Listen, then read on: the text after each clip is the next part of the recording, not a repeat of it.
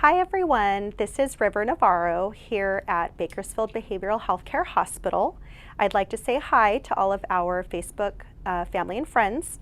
I want to wish everyone a happy Wellness Wednesday. Happy wellness to all. I'm going to talk about something very special today. This is something that is very near and dear to my heart, so I'm very excited about sharing it with you. Today the theme is coping boxes or coping kits. For the purposes of the video, I will use those terms interchangeably. I prefer to say coping kit, but some people are like, kit, like what's that? So I will kind of go back and forth between using those terms. This is something that we would use to self-soothe. So let me tell you a little bit about that, and then I want to walk you through the different items and different things that you may want to gather if you're interested in creating your own coping kit or you're going to be assisting another person with creating theirs. So let me back it up a little bit and talk to you about self-soothing. So self-soothing is something that we can do for ourselves anytime. It's always available to us when we're struggling with some type of distressing emotion. Maybe we're struggling to get through a moment. We're dealing with stress, anxiety, depression, really any mental health symptom. Maybe you're someone who is in recovery from a substance use disorder and you're struggling with triggers, with cravings to use, so on and so forth. Self-soothing is a skill that you can use to help get through something that may be painful or difficult at that time. So the rationale for a coping kit or a coping box is to get some type of container, whether that's a basket, a box, a trunk. You don't even have to use a container at all. You can just kind of keep some items together somewhere in your home, in your car, and in a place that you have easy access to all the time. You can gather some items in that container if you're using one. Things that soothe you or comfort you. So I want to kind of walk you through and give you some examples of that. Some common items that many people might want to include in their coping kit. You can include pictures. Think of whether it's a picture of a family member, a lovely setting, maybe it's a picture of a place you went on vacation one time. Maybe it's a soothing picture you found online of a very beautiful place or landscape. That might be a good thing to include in your coping kit to kind of, stimulate your senses, get you looking and thinking about other things that may be distressing you. You can include something that smells nice, like essential oils, maybe a nice scented lotion. Something like that, something with lavender, something that just, kind of lifts your spirits, gives you kind of a really quick pick-me-up. That might be something good to use. Maybe journaling is helpful for you. Maybe you want to include a journal in your coping kit so you can maybe start writing and exploring your emotions, kind of what you're feeling, what you're experiencing, and then that might help soothe some of what's going on.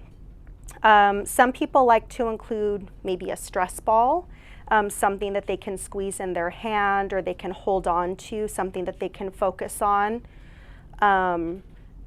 If you want to keep your mind active, maybe you include a crossword puzzle book. So these are just some ideas, of course. The idea is to really get creative and to have fun and to only pick things that are going to work specifically for you.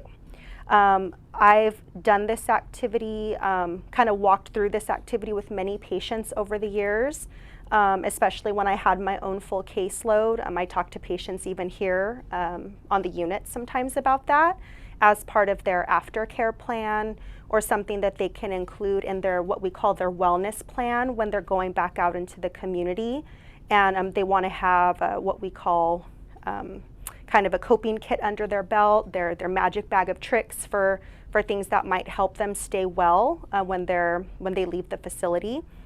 Another good idea is maybe including a recovery plan or a safety plan. Names and numbers of people you can call if you need to talk or you need some support. Maybe you want to include names and numbers of your providers, include people in your outpatient team, anyone that may be assisting you with your mental health care, with your physical health, anybody at all that you might be able to call to assist you at any time if you need additional support separate from the coping kit. For some of you who are religious, maybe you include some prayer beads, or maybe something specific from something that you practice that might be helpful or soothing to you. Maybe that's a rosary, maybe that's a cross, or some other type of item that may be soothing to you during that time. I also want to talk to you a little bit about how to modify the idea of a coping kit or a coping box for children or for teens. So one of the things that I love most about this coping box idea is that it can really be adapted to any person. So I think that's why it's so useful. We can use it for any person in any type of situation, and that person can pick the items that are useful to them, and they're instantly empowered to participate in their own mental health and in their own recovery. And I think that that's really powerful and that's really important. So if you're maybe a parent of a child that has a mental health disorder or a substance use disorder, or maybe you're going to be assisting a family member with this kind of thing, some cool things that a lot of kids like, maybe you include some bubbles in there. I mean, I'm 36 and I love bubbles, so that's something that would definitely brighten my day and cheer me up. So that's a good idea. I know a lot of kids like stress balls. They like, I've seen these like the fidget spinners. I've also seen anxiety cubes that can kind of keep their hands occupied if they're having anxiety or they're struggling with attention issues and that kind of thing. Maybe a small stuffed animal. That would be a good idea. Maybe a soft piece of fabric or a small blanket, because the idea is your container could really be any size, right? So if you want to include some larger items like some games, some cards, some toys, a blanket, right? These are things obviously the child would have to really like and would have to offer them some type of comfort. So the idea I want you to, I guess I really want to drive home is all of the items in the coping kit are something that the person picks themselves. And separate from that, you really want to get creative and think about things that you're into or that person is really into, because that's the way that it's going to be the most effective. So I hope that this video has been helpful to you. I've really enjoyed talking about this today. I could talk about it all day long. I know you're not here for that, but I just really want to reinforce the coping kit is such a big deal to me, because not just because I've gone over this many times with many people over the years, but because I've also made one for myself.